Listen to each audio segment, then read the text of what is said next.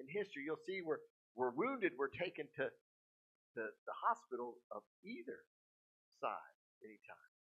There was some rough people. Don't get me wrong, but the rule of war was even where you would not tear down a hospital. Or think today about the value of life and how we're more focused many times on what is going on for us than we're caring about what happens for someone else. The value of life itself, how important it is to consider life itself as valuable. And do we care about others and what happens in their life? Do we care about these little babies that are continually aborted across our nation? And we think about the value of those lives. But sometimes they're thrown away and thrown aside because we love ourselves and the value of self more than we care for those little ones. In this season, are we really missing what we need? Are we missing what is needed for believers across America? Listen to what someone wrote just in the last little bit. It says, but the voices of today's religion pays no mind to Jesus. Even some who are considered followers declare the mantras of self. Follow your dreams. Get yours. Be whatever you want to be. Is it through self-discovery that will unlock the treasures of joy and peace and happiness? We live in an age that believes suffering ought to be avoided, but Jesus came to set the captives free. We have been given much. We have been blessed way beyond measure. But when the flow of love that we have within only flows to self, we're in trouble. We're in true trouble. There have been people across this world that cared more about others than the love of self. The love of self has twisted and turned the target of real love. You know what Jesus at the cross said? Father, forgive them, for they know not what they do. As he continually saw people who had beat him, who had spit at him.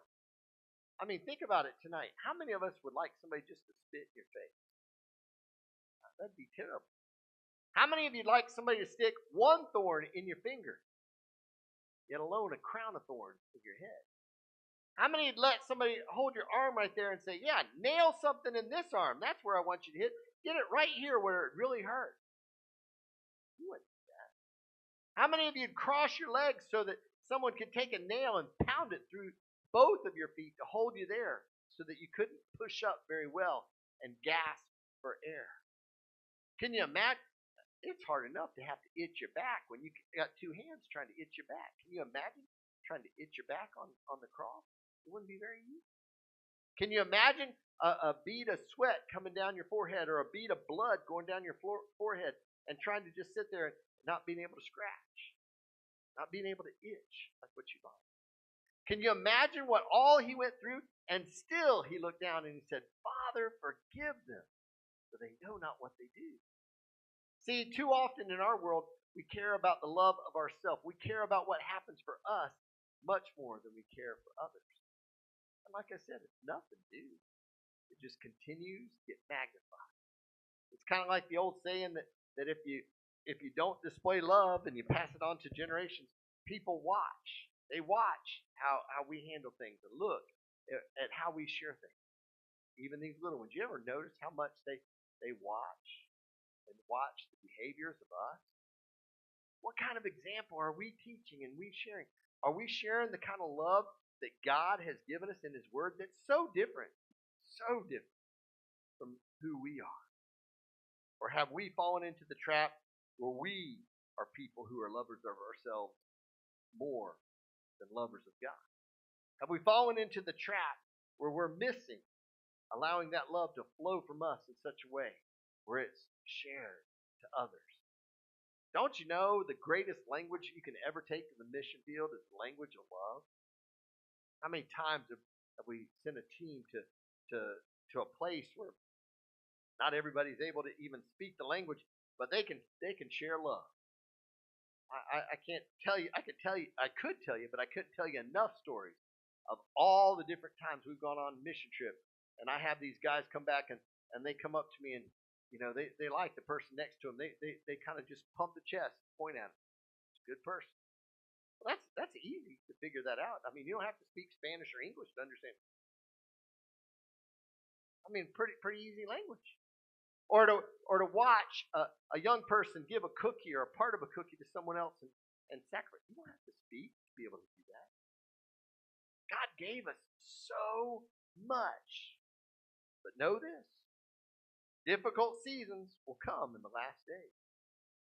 Even maybe more difficult than what we're seeing right now. And when they come, don't be surprised because they've been coming for quite a while. People will be lovers of self.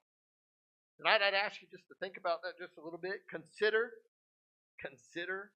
what that means for us today. And consider if you and I can be people who share a different kind of love with the people of our community. I shared this morning, and I think it so impacted me and just made such a difference in my life in that question that was asked of the refugees that are in Ukraine going to these strange lands, and they're asking the pastors of these churches, what is it that gives you this kind of love? What is it? I mean, is that the greatest question ever? What is it that gives you this kind of love to help people that you do not know anything about? In fact, I think that's being asked people in our community too. They don't say it out loud, not too often.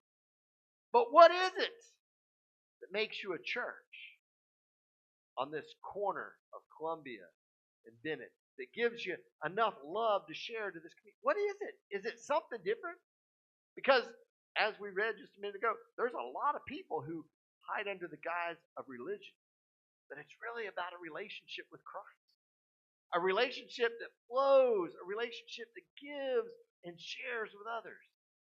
And in those difficult seasons in the last days, guess what? It's going to be harder to love some people. Pastor, harder than now? I think so. And there's probably going to be some days where we're harder to love too. But we got to dig deep and grab a hold of the love that was given to us at the cross, or given to us in the greatest verse in the whole Bible.